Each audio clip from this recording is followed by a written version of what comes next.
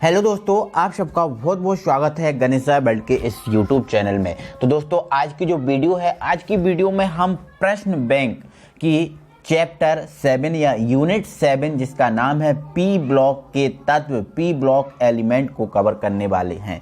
तो मेरे भाई सबसे पहले मैं आपको बता देता हूं, ये जो यूनिट है ना मेरे भाई सबसे बड़ी यूनिट है, सबसे बड़ी यूनिट है। 8 नंबर का इस यूनिट में से आपसे पूछा जाना है। 8 नंबर मेरे भाई कैसे बनना है तो मेरे भाई आपको बता देता हूं। 4 आएंगे इसमें से ऑब्जेक्ट, क्या मेरे भाई 4 आएंगे ऑब्जेक्ट और 2 आएंगे ना मेरे भाई 2 नंबर के क्वेश्चन, है ना। तो इस टाइप से ये यूनिट कवर हो जाती है और ये जो यूनिट है मेरे भाई सबसे बड़ी यूनिट 8 नंबर की यूनिट है। यदि आपको 8 नंबर अच्छे से कवर करने हैं तो इस वीडियो को आप पूरा देखना, अच्छे से समझना, चीज़ों को क्लियर करना, ठीक है। 8 नंबर की यूनिट, 4 इसमें से ऑब्जेक्ट पूछे जाएंगे और 2 आएंगे मेरे भाई 2-2 नंबर के क्वेश्चन। तो बहुत अच्छे से मेरे भाई इसको कंप्लीट करना, ठीक है। तो आइए दोस्तों बढ़ते हैं इस प्रश्न बैंक पर, ठीक है। तो प्रश्न बैंक में मेरे भाई सबसे पहले तो आपको ऑब्जेक्ट पूछे गए, ठीक है। सबसे पहले आपसे ऑब्जेक्ट पूछे गए हैं, ठीक है। तो पी ब्लॉक एलिमेंट में जो हमारी प्रश्न बैंक है, ये हमारी प्रश्न बैंक का फुल सॉल्यूशन करा रहा हूँ मैं आपको मेरे भाई, कोई दिक्कत नहीं है, ठीक है। तो मेरे भाई हमारा पहला क्वेश्चन है, नाइट्रोजन पेंटाहेलाइड नहीं बनाता क्योंकि, है ना। नाइट्रोजन आपका मेरे भाई जो नाइट्रोजन है, आपको जो पता है ना नाइट्रोजन का परमाणु क्रमांक क्या होता है, N। ये पेंटाहेलाइड नहीं बनाता। पेंटाहेलाइड क्यों नहीं बनाता, इसका क्या कारण है? इसका आकार छोटा है इसलिए नहीं बनाता, इसकी आयनन ऊर्जा कम होती है इसलिए नहीं बनाता, इसकी विद्युत ऋणात्मक उच्च होती है इसलिए नहीं बनाता। तो मेरे भाई ऐसा सब कुछ नहीं है, ऐसा सब कुछ ये तीनों कारण है बिल्कुल नहीं है। सही कारण इसका ये है मेरे भाई कि कोई भी रिक्त डी कक्षक उपस्थित नहीं होता। मतलब ये जो आपका इसका जो परमाणु क्रमांक होता है नाइट्रोजन का, वो कितना होता है? 7 होता है। अगर इलेक्ट्रॉनिक विन्यास करें तो 1s2 2s2 और 2p4, है ना। इसमें आप देख रहे हो डी तो है ही नहीं, है ना, डी तो है ही नहीं, डी कक्षक होता ही नहीं है। तो इसमें डी कक्षक नहीं होता, ऐसा इसलिए होता है। डी कक्षक ना होने के कारण मेरे भाई ये पेंटाहेलाइड नहीं बनाता, ठीक है। चलो अगला ऑब्जेक्ट है मेरे भाई, निम्नलिखित में से कौन सा तत्व अपर रूपता प्रदर्शित करता है। यहाँ पर दिया है कौन सा तत्व जो है ना वो अपर रूपता का व्यवहार प्रदर्शित नहीं करता, नहीं करता, ठीक है। तो आपको पता है फास्फोरस के अपर रूप है श्वेत फास्फोरस, लाल फास्फोरस, ठीक है। कार्बन के अपर रूप है, सल्फर के भी अपर रूप होते हैं मेरे भाई। जो अपर रूपता प्रदर्शित नहीं करता वो होता है आपका नाइट्रोजन। तो यहाँ नाइट्रोजन आपका सही आंसर हो जाएगा, ठीक है। निम्न में से किस हैलोजन की ऑक्सीकरण अवस्था सदैव 1 होती है? ऑक्सीकरण अवस्था मेरे भाई सदैव 1 होती है। तो आपको सही आंसर आपको पता है ना, फ्लोरीन की ऑक्सीकरण अवस्था सदैव ना हमेशा ना 1 होती है, ठीक है। चलो अगले क्वेश्चन पे हम मेरे भाई बात कर लेते हैं। हमारा 4th क्वेश्चन है, निम्न में से किसमें हाइड्रोजन बंध उपस्थित है? हाइड्रोजन बंध कब उपस्थित होता है मेरे भाई? हाइड्रोजन बंध तभी उपस्थित होता है जब हाइड्रोजन परमाणु ना फ्लोरीन, ठीक है, ऑक्सीजन या नाइट्रोजन के साथ मिलता है, ठीक है। तो इन तीनों में से हाइड्रोजन के साथ कौन है वो देखो, उसमें आपका हाइड्रोजन बंध होगा, ठीक है। तो आप देखो इसमें H भी है F भी है, देखो H और F मिल गए मतलब इसमें हाइड्रोजन बंध है। इसमें H तो है बट इन तीनों में से नहीं है, इसमें H तो है बट इन तीनों में से नहीं है, ऐसा ही इसमें है, ठीक है। तो आपका जो सही आंसर हो जाएगा वो हो जाएगा HF, हाइड्रोजन फ्लोराइड, ठीक है। चलो नेक्स्ट है, निम्न में से किस सक्रिय गैस का अष्टक पूर्ण नहीं है? अष्टक पूर्ण नहीं है, देखो नियोन का अष्टक पूर्ण होता है, आर्गन का पूर्ण होता है, क्रिप्टॉन का पूर्ण होता है, ठीक है। तो यहाँ पर जो सही आंसर है मेरे भाई हीलियम। हीलियम का परमाणु क्रमांक कितना होता है? 2, और 2 से इसका अष्टक पूरा नहीं होता, ठीक है। तो 2 इसका अष्टक पूरा नहीं है, तो ये जो हीलियम है वो आपका करेक्ट आंसर हो जाएगा मेरे भाई, ठीक है। निम्न में से प्रबल अम्ल है, सबसे प्रबल अम्ल है मेरे भाई, आपको पता है जो HF है ना। इसके बाद कौन आता है? HCl आता है। इसके बाद कौन आता है? HBr आता है। इसके बाद कौन आता है? HI। तो प्रबल अम्ल मेरे भाई कौन है? HI है। तो HI जो हमारा क्या हो जाएगा? सही आंसर हो जाएगा। प्रबलतम अम्ल कौन है? HI है मेरे भाई, ठीक है। चलो अगले क्वेश्चन पे बात कर लेते हैं। हमारा अगला क्वेश्चन, निम्न में से कौन सा हैलोजन ऊर्ध्वपातित होता है? ठीक है, ऊर्ध्वपातित हो जाता है मतलब ठोस से सीधा किस में बदल जाता है? ठोस से सीधा गैस में बदल जाता है। ऊर्ध्वपातन की क्रिया क्या होती है? वह पदार्थ जो ठोस से सीधा गैस में परिवर्तित हो जाए उसे ऊर्ध्वपातन कहते हैं। ठीक है, तो कौन पदार्थ ऊर्ध्वपातित होता है? तो आपको पता है जैसे कपूर हुआ, आयोडीन हुआ, ये ऊर्ध्वपातित होते हैं। तो सही आंसर क्या हो जाएगा? आयोडीन हो जाएगा। ठीक है, चलो विज्ञापन के लिए प्रयुक्त रंगीन विसर्जन नलिका का उपयोग, मतलब विज्ञापन के लिए कौन सी अक्रिय गैस का उपयोग किया जाता है। ठीक है, तो आपको पता ही है नियोन जो है ना, नियोन का उपयोग विज्ञापन के लिए मेरे भाई किया जाता है। तो हमारा जो नियोन है ना मेरे भाई, बहुत सही आंसर हो जाएगा। ठीक है, आई होप आप समझ गए होंगे। ठीक है, अब हम पहुंचते हैं रिक्त स्थानों पर। तो रिक्त स्थानों में अगर दोस्तों हम देखें पहला, तो पहला है नाइट्रिक अम्ल का पीला रंग। नाइट्रिक अम्ल का जो पीला रंग होता है, जो नाइट्रिक अम्ल होता है ना, नाइट्रिक अम्ल क्या होता है, HNO3।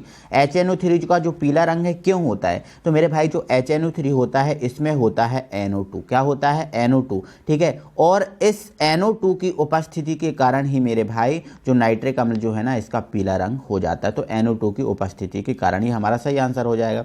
खाली स्थान प्रतिशीतक के रूप में उपयोग होता है ना। कौन होता है प्रतिशीतक के रूप में उपयोग। ठीक है, तो मेरे भाई अगर हम बात करें द्रव अमोनिया NH3, द्रव अमोनिया की बात करें तो द्रव अमोनिया प्रतिशीतक के रूप में उपयोग की जाती है। ठीक है, तो ध्यान रखना कि जो अमोनिया है वो प्रतिशीतक के रूप में उपयोग की जाती है। सही आंसर हो जाएगा। ठीक है, सल्फर डाइऑक्साइड रंगीन पदार्थ को, सल्फर डाइऑक्साइड मतलब जो SO2 होता है वो रंगीन पदार्थ को कैसा कर देता है, अपचयित कर देता है, अपचयित करके रंगहीन कर देता है। मतलब सल्फर डाइऑक्साइड मतलब SO2 द्वारा जो विरंजन होता है अस्थायी होता है ना। क्यों होता है, क्योंकि अपचयन द्वारा होता है। ठीक है, तो यहाँ पर आप लिख देना अपचयित, अपचयित करके रंगहीन कर देता है, अपचयित इसका जो है ना सही आंसर हो जाएगा मेरे भाई। ठीक है, हल्की होने के कारण खाली स्थान बड़े वायुयान के टायर में भरी जाती है। ठीक है, तो हीलियम, ठीक है, हल्की होने के कारण हीलियम जो है ना बड़े वायुयान के टायरों में भरी जाती है। हीलियम सही आंसर होगा ना मेरे भाई, हीलियम। ठीक है, कोई दिक्कत। ठीक है, अब यहाँ पूछा है कि एक रेडियो सक्रिय गैस है। ठीक है, तो वो कौन है, रेडॉन है ना। रेडॉन का संकेत क्या होता है, RN। RN है ना एक रेडियो सक्रिय गैस है। ठीक है, चलो नेक्स्ट है उत्कृष्ट गैसों का चुंबकीय गुण। उत्कृष्ट गैसों का जो चुंबकीय गुण होता है मेरे भाई शून्य होता है ना। अक्रिय गैसें, निष्क्रिय गैसें, उत्कृष्ट गैसें है ना, वर्ग 18 के जो तत्व हैं इनका जो चुंबकीय गुण होता है मेरे भाई वो कैसा होता है, शून्य होता है। तो हमारा सही आंसर हो जाएगा। ठीक है, चलो अब हम पढ़ते हैं सही जोड़ियाँ। दोस्तों अगर हम सही जोड़ियों की बात करें, ठीक है, तो हमारा सही जोड़ियों में बहुत सिंपल सही जोड़ियां हैं मेरे भाई।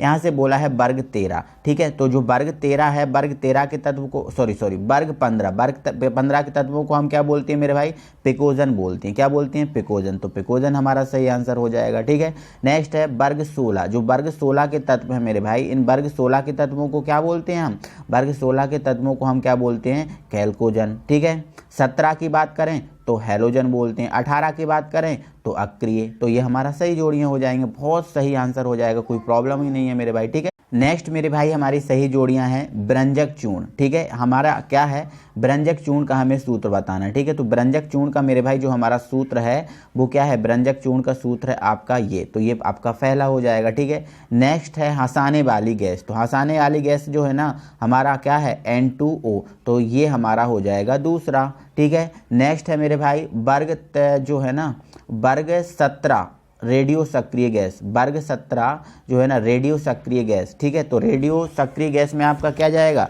ठीक है, आपका क्या हो जाएगा, एस्टेटीन। तो ये हमारा तीसरा हो जाएगा। और चौथा बल्बों में भरे जाने वाली गैस क्या है, आर्गन। तो ये मेरे भाई हमारा हो जाएगा फोर्थ। आई होप आप समझ गए होंगे, कोई दिक्कत नहीं है। ठीक है, तो ये हमारी सही जोड़ियाँ कंप्लीट हो गई। तो आगे दोस्तों हमें एक शब्द में आंसर देना है। ठीक है, एक शब्द में आंसर में कौन सी उत्कृष्ट गैस सर्वाधिक यौगिक बनाती है। ठीक है, तो आपका जो सही आंसर हो जाएगा मेरे भाई जिनोन, क्योंकि जिनोन एक ऐसी उत्कृष्ट गैस है जो सर्वाधिक यौगिक बनाती है। तो जिनोन सही आंसर हो जाएगा। अब वर्ग 16 के तत्वों को क्या कहते हैं, तो वर्ग 16 के तत्वों को आपको पहले भी पता चल चुका है, और क्या बोलते हैं, कैल्कोजन तत्व बोलते हैं। क्या बोलते हैं, कैल्कोजन तत्व। ठीक है, रेडियो एक्टिव हैलोजन का नाम क्या है, तो आप क्या लिख दोगे, एस्टेटीन। एस्टेटीन मतलब 80। अमोनिया को शुष्क करने के लिए किस पदार्थ का उपयोग किया जाता है, तो मेरे भाई जो अमोनिया है इसको शुष्क करने के लिए हम कैल्शियम ऑक्साइड CaO का उपयोग करते हैं। ठीक है, दो हैलोजन आपस में क्रिया करके कौन से यौगिक बनाते हैं, तो आपको पता है अंतर हैलोजन यौगिक। अंतर हैलोजन यौगिक, तो अंतर हैलोजन यौगिक जो है ना आपका इसका सही आंसर मेरे भाई हो जाएगा। आई होप आप समझ गए होंगे, कोई दिक्कत नहीं है। तो अब हम डायरेक्ट मेरे भाई बढ़ जाते हैं हमारे क्वेश्चंस पर।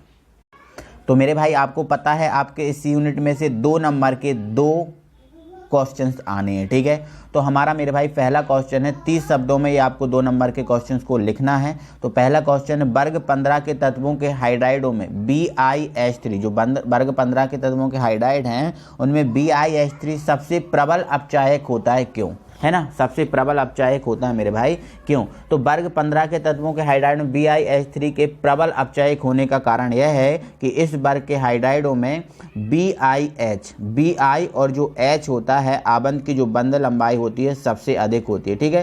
क्योंकि BiH3 ना मेरे भाई सबसे अंत में बनता है, सबसे अंत में बनता है, और सबसे अंत में बनने के कारण इसकी जो बंध लंबाई है ना, मतलब इसकी जो त्रिज्या है वो सबसे ज़्यादा होगी और त्रिज्या सबसे ज़्यादा होगी, इसके कारण BiH3 सबसे कम स्थायी होता है, ठीक है। त्रिज्या ज़्यादा होगी, अब बंध लंबाई ज़्यादा होगी तो H आपका जो है ना वो अलग हो जाएगा और जो Bi है वो अलग हो जाएगा, मतलब इसका वियोजन हो जाएगा। वियोजन हो जाएगा तो फिर वो स्थायी नहीं रहेगा, है ना, तो कम स्थायी हो जाएगा। तो ये इसका सही आंसर मेरे भाई हो जाएगा, ठीक है। चलो हमारा अगला क्वेश्चन है N2 कमरे के ताप पर कम क्रियाशील क्यों है? जो नाइट्रोजन है मेरे भाई वो कमरे के ताप पर कम क्रियाशील होती है, क्यों होती है, ठीक है। तो N2 कमरे के ताप पर कम क्रियाशील होती है क्योंकि प्रबल P और P, मतलब जो आपका प्रबल पाई है ना, मतलब प्रबल मतलब PP अतिव्यापन होता है, तो इसलिए पाई जो दिखा रहा है ना, पाई अतिव्यापन, जो PP अतिव्यापन दिख रहा है। देखो P आपने 11th में अतिव्यापन पढ़ा था,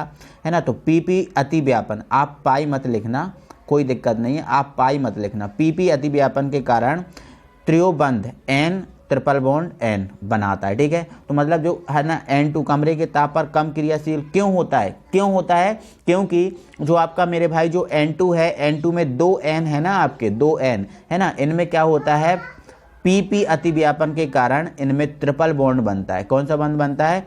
यहाँ पर आप लिख देना त्रिबंध, है ना, त्रियोबंध की जगह त्रिबंध लिख देना, त्रिबंध बनता है, ठीक है। तो आप ये कारण लिख देना, ठीक है। होता है क्योंकि PP अतिव्यापन के कारण इनके मध्य त्रिबंध बनता है, ऐसा आप लिख देना, कोई दिक्कत नहीं है, ठीक है मेरे भाई। चलो अगले क्वेश्चन पे हम बात कर लेते हैं। अमोनिया की लब्धि को बढ़ाने के लिए आवश्यक परिस्थितियों का वर्णन कीजिए, ठीक है। अमोनिया की जो लब्धि है, अमोनिया की जो मात्रा है उसको बढ़ाने के लिए, है ना, हमें आवश्यक लब्धि की गणना करना, ठीक है। तो अमोनिया का निर्माण हैबर प्रक्रम से किया जाता है, आपको पता है, बिल्कुल किया जाता है। इसकी लब्धि मतलब इसकी जो क्षमता, इसकी मात्रा है ना बढ़ाने के लिए लासेतली सिद्धांत के अनुसार आवश्यक स्थितियां निम्न है, ठीक है। तापमान आपको कितना रखना पड़ेगा?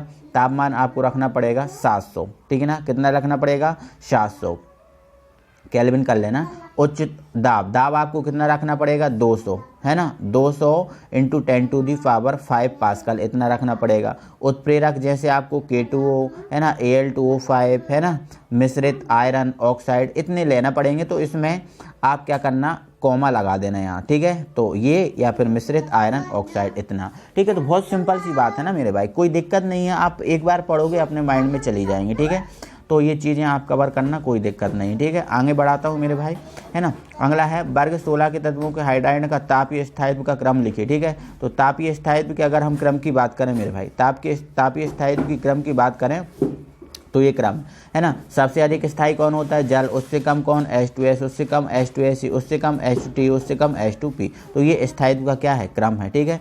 तो आप थोड़ी सी थ्योरी भी देख लें। वर्ग में नीचे की ओर जाने पर परमाणु आकार बढ़ने के कारण बंध वियोजन एंथैल्पी कम होती है, अतः हाइड्रोजन का ताप स्थायित्व कम हो जाता है, ठीक है। और कम ये है, एक लाइन आपको बस मेरे भाई एक बार पढ़ना ही है, आप खुद आप कंप्लीट कर सकते, कोई दिक्कत नहीं, ठीक है। अब अगला हमसे क्वेश्चन पूछा है कि जो H2 है द्रव है जबकि H2S गैस है, क्यों है? तो आपको पता है H2 द्रव क्यों है? क्यों? इसमें हाइड्रोजन बंध पाया जाता है ना, अणु एक दूसरे में समीप आ जाते हैं, जिससे जल सामान्य ताप पर द्रव है, जबकि इसमें हाइड्रोजन बंध नहीं होता, इसलिए ये क्या है? गैस अवस्था में। तो मेरे भाई बड़ा सिंपल क्वेश्चन है, कोई दिक्कत नहीं है, ठीक है। ठीक है, मैं अगले क्वेश्चन पे आपसे बात करता हूँ, ठीक है। हमारा अगला क्वेश्चन, ठीक है, और देखो ये इसका स्ट्रक्चर है, ठीक है। जल के मध्य जो हाइड्रोजन बंध पाया जाता है, तो देखो ये जल के बंध हाइड्रोजन बंध, ठीक है। तो देखो आपको पता ही है H और O के बंध पाया जाता है, तो ये देखो आपको डेड इसमें शो भी हो रहा है। तो ये हाइड्रोजन बंध का जो है ना मेरे भाई आप स्ट्रक्चर इसमें बना सकते हो, कोई दिक्कत नहीं, ठीक है। इसके विपरीत हाइड्रोजन सल्फाइड में सल्फाइड का आकार बड़ा होने से हाइड्रोजन बंध नहीं बन पाता, हाइड्रोजन बंध नहीं बन पाता, और जब हाइड्रोजन बंध नहीं बनता ना मेरे भाई, है ना, तो क्या होता है, ये गैस अवस्था में होता है। तो बस यही कारण है, आपको लिखना है, कोई दिक्कत नहीं है, आप अपनी स्क्रीनशॉट लें, अपनी कॉपी में लिखें। क्वेश्चन नंबर हमारा 6 है, ठीक है। O3 एक प्रबल ऑक्सीकारक की तरह क्यों क्रिया करता है, ठीक है। तो O3 शीघ्रता से अपघटित होकर नवजात ऑक्सीजन उत्पन्न करता है जो विभिन्न पदार्थों को ऑक्सीकृत कर देती है, इसलिए प्रबल ऑक्सीकारक की तरह क्रिया करता है ना। तो आप स्क्रीनशॉट भी मेरे भाई आप ले सकते हो, बहुत इजी परिभाषाएं हैं, इजी तरीके से आप स्क्रीनशॉट लो और अपनी कॉपी में लिख सकते हो मेरे भाई। यहाँ से मैं, ठीक है, तो समझ रहे ना। तो इस 7वां क्वेश्चन देख लीजिए, है ना, या 7वां और 8वां मैं एक साथ दिखा देता हूँ आपको, आप स्क्रीनशॉट लो और अपनी कॉपी में लिख लो मेरे भाई, ठीक है। चलो, है ना, आप 9 क्वेश्चन देखें। ड्राई ऑक्सीजन, यहाँ ड्राई ऑक्सीजन एक गैस है जबकि सल्फर एक ठोस है, क्यों, ठीक है। तो आप देखो यहाँ पर इसका आंसर जो देखो आप, ठीक है, आप देखो इसका आंसर, आप स्क्रीनशॉट लो और अपनी कॉपी में लिख लेना मेरे भाई, ठीक है। तो देखो एक बार चीज़ों को पढ़ लो, अपने माइंड में डाल लो कि इसमें ऐसा ऐसा होता है, ये होता है, उसके अकॉर्डिंग अपनी भाषा में ना आप अपनी कॉपी में लिखो, कोई दिक्कत नहीं है, ठीक है। कौन से एरोसोल ओजोन परत को नुकसान पहुंचाते हैं, ठीक है, कौन से एरोसोल जो है ना ओजोन परत को नुकसान पहुंचाते हैं। तो इसका देखो आप स्क्रीन पर आंसर आ रहा है, आप इसका स्क्रीनशॉट लेकर लिखो, ठीक है।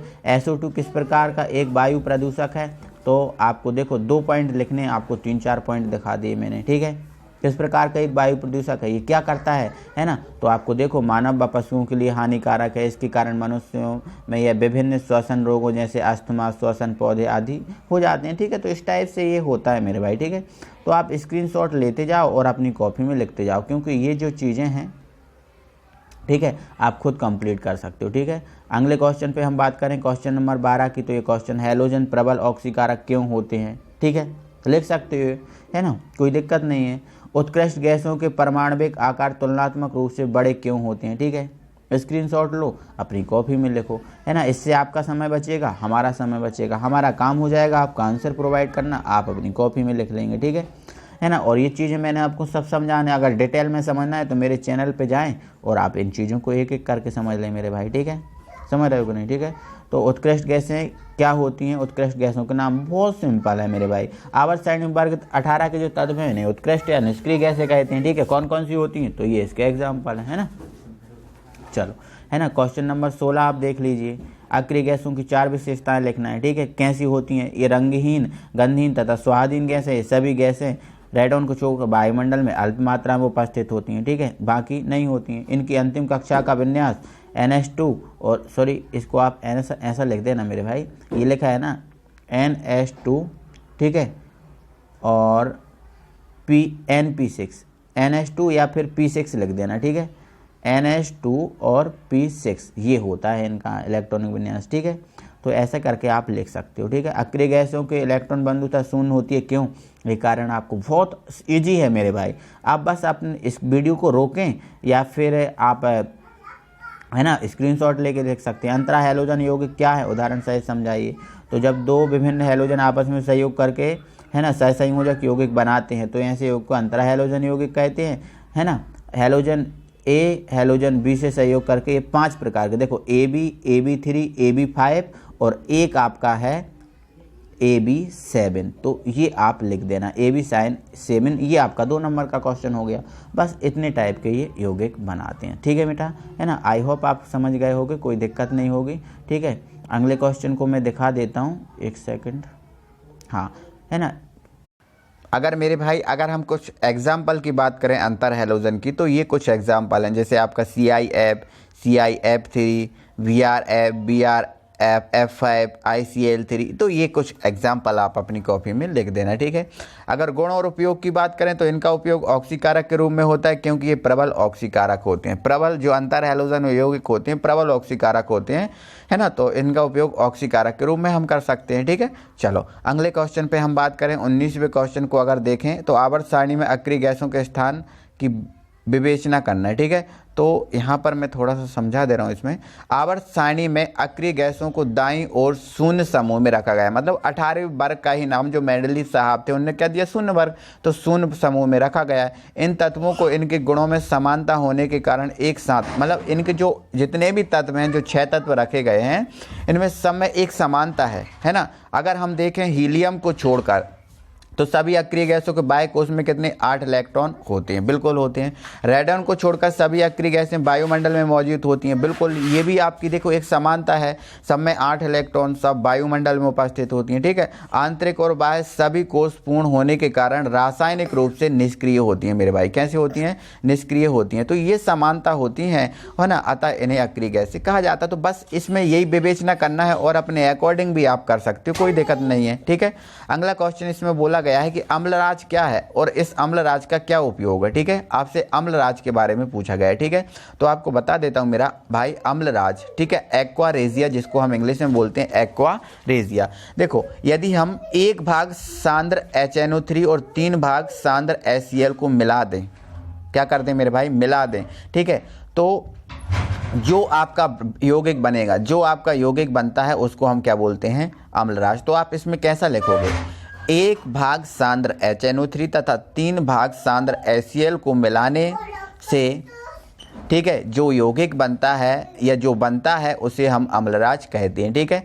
अब इस अम्लराज का उपयोग क्या है, तो अम्लराज का उपयोग है जैसे आपका गोल्ड हुआ, प्लेटिनम हुआ, है ना, और जो आयरन वगैरह हुई, ऐसी जो धातुएं होती हैं, ठीक है, इनको गलाने के काम आता है। गलाने के मतलब घोलने के काम आता है, ठीक है। अगर आपको एक्वारेजिया बनाना है, एक्वारेजिया बनाना है तो मेरे भाई आप ये केवल रिएक्शन लिखोगे, केवल आप ये वाली रिएक्शंस दोगे और आपका एक्वारेजिया बन जाएगा, बाकी नहीं बनाना कोई दिक्कत नहीं, ठीक है। तो ये आप अकेले ये वाली रिएक्शन लिखोगे और आगे आपको जो भी दिया कुछ भी नहीं लिखना मेरे भाई, ठीक है।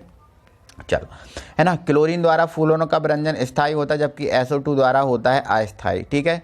तो आप विरंजन जानते हो ना, रंगीन पदार्थों को रंगहीन करने की जो क्रिया होती है उसे हम क्या बोलते हैं, विरंजन बोलते हैं, ठीक है।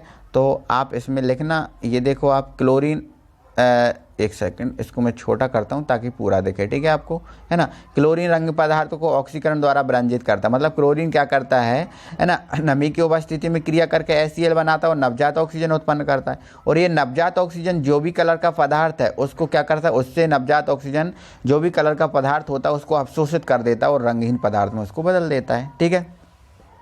तो क्लोरीन द्वारा विरंजन स्थायी होता है। दूसरी ओर SO2 रंगीन पदार्थों को अपचयित कर विरंजित कर देता है, ब्लीचिंग अस्थायी है, ठीक है। तो ऐसा हम कह सकते हैं, ठीक है।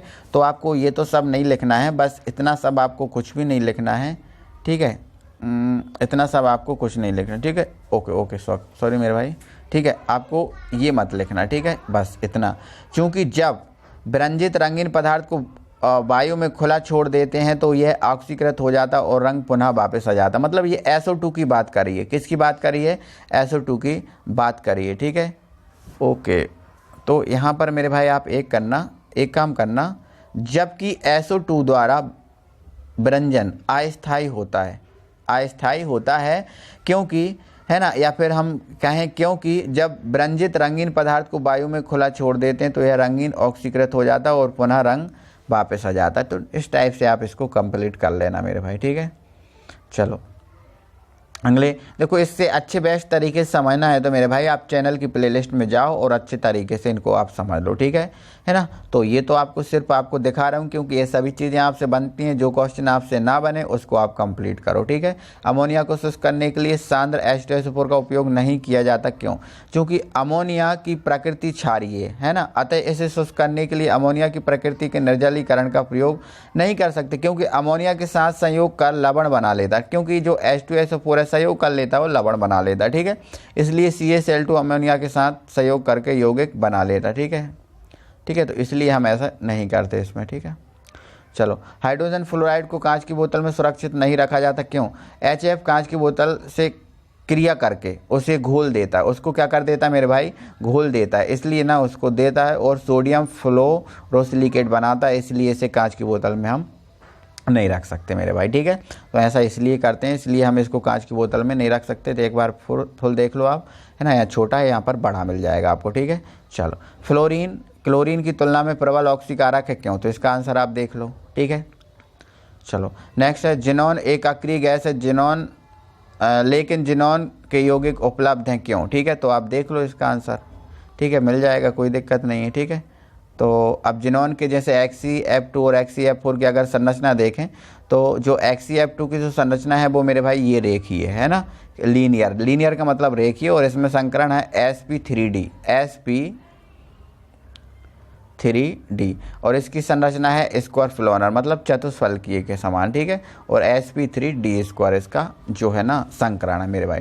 ठीक है, तो ये यूनिट 7 कंप्लीटली 100% हुई। आप क्वेश्चन समझें, स्क्रीनशॉट लें, वीडियो को पॉज करें, किसी टाइप से मेरे भाई इसको आप कंप्लीट करें, क्योंकि प्रश्न बैंक सर्वोपरि है। प्राथमिकता आपकी प्रश्न बैंक है कि सबसे पहले आप प्रश्न बैंक कंप्लीट करें। और ऐसी कोई प्रॉब्लम आ रही हो कि कोई क्वेश्चन नहीं आ रहा समझ में, तो आप हमें बताएं, तो हम बोर्ड वीडियो देकर उसको आपको समझाएंगे। ओके मेरे भाई, चलो मिलते हैं अगली वीडियो में। Thank you very much.